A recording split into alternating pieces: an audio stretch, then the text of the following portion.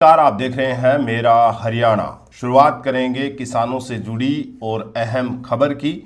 दरअसल आज 1 अप्रैल है, तो जाहिर तौर पर आज हरियाणा में गेहूं की खरीद शुरू हो गई है। ऐसे में किसान भाइयों के मन में असमंजस है नए नियमों को लेकर, और क्या नए नियम हैं बताएंगे आपको पूरी डिटेल। लेकिन सबसे पहले अगर आप चैनल पर पहली बार आए हैं तो चैनल को फॉलो और सब्सक्राइब जरूर कीजिएगा, और साथ ही साथ इस वीडियो को ज़्यादा से ज़्यादा शेयर जरूर कीजिएगा, ताकि जिन किसान भाइयों को इन नए नियमों के बारे में और बदलाव हुए नियमों के बारे में नहीं जानकारी है, उन्हें पता चल सके और उनकी मंडी में जो है फसल जब बिकने के लिए जाए तो जाहिर तौर पर उनको कम परेशानियों का सामना करना पड़े। क्योंकि कम हम इसलिए कह रहे हैं कि जाहिर तौर पर हर साल जो है किसानों को मंडी में फसल बेचने के लिए काफ़ी दिक्कतों का सामना करना पड़ता है। अब जब नए नियम लागू किए गए हैं तो ऐसे में किसानों के लिए जो है असमंजस का कह सकते हैं कि दौर जो है वो चल रहा है।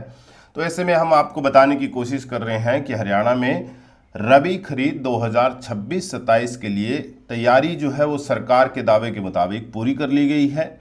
1 अप्रैल से यानी आज से जो है वो सरकारी खरीद शुरू हो गई है। इस बार सरकार ने पारदर्शिता बढ़ाने और फर्जीवाड़ा रोकने के लिए कई बड़े बदलाव किए हैं, जैसा कि हमने पहले भी आपको एक वीडियो के माध्यम से बताया था, जिनका सीधा असर किसानों पर पड़ने वाला है। सबसे बड़ा बदलाव ये है कि अब मंडियों में खरीद पूरी तरह बायोमेट्रिक होगी और किसान खुद या उनके द्वारा नामित 3 लोगों में से किसी एक का बायोमेट्रिक वेरिफिकेशन अनिवार्य किया गया है, जिससे किसान को हर बार खुद मंडी में आने की ज़रूरत नहीं पड़ेगी।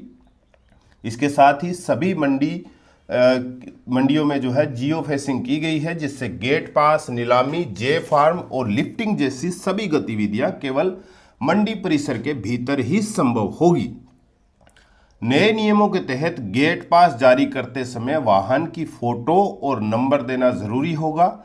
जिन वाहनों पर नंबर प्लेट नहीं है, याद रखिएगा कि जिन वाहनों पर नंबर प्लेट नहीं है उनके लिए भी राहत दी गई है। किसान हाथ से लिखकर कागज चिपकाकर भी वाहन पर नंबर दर्शा सकते हैं, जिसे मान्य किया जाएगा।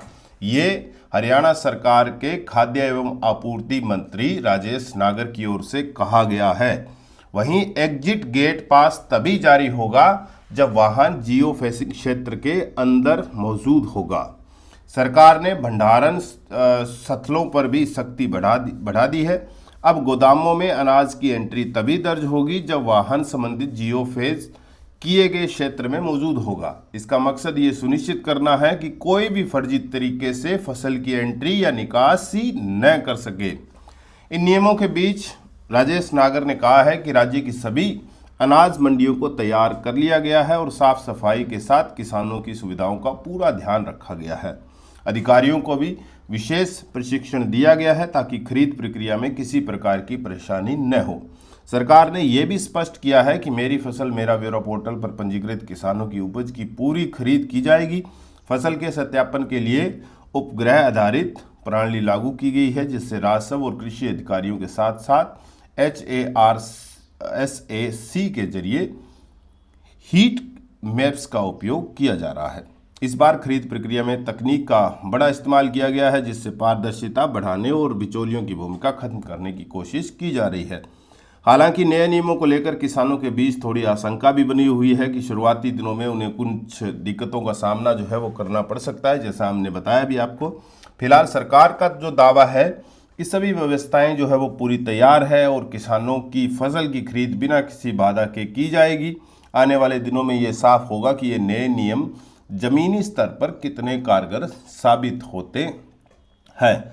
तो सरकार दावा कर रही है कि तैयारियां पूरी है, और जो नियम बनाए गए हैं किसानों के, उसमें से कई किसानों का ये भी कहना है कि जो मेरी फसल मेरा ब्यौरा जो पोर्टल है उसमें बहुत से किसान ऐसे हैं जिन्होंने रजिस्ट्रेशन नहीं किया है, इसे दोबारा खोलना चाहिए था। कुछ नियमों में और ढील देनी चाहिए थी, क्योंकि किसान जो है अगर अपनी फसल लेके जाएगा, बायोमेट्रिक में एक लंबा वक्त लगेगा। क्या किसान जो है वो बाहर इसी का इंतज़ार करता रहेगा?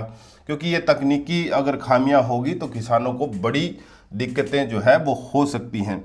इस पर आप क्या सोचते हैं, हमें कमेंट करके ज़रूर बताइएगा। नमस्कार।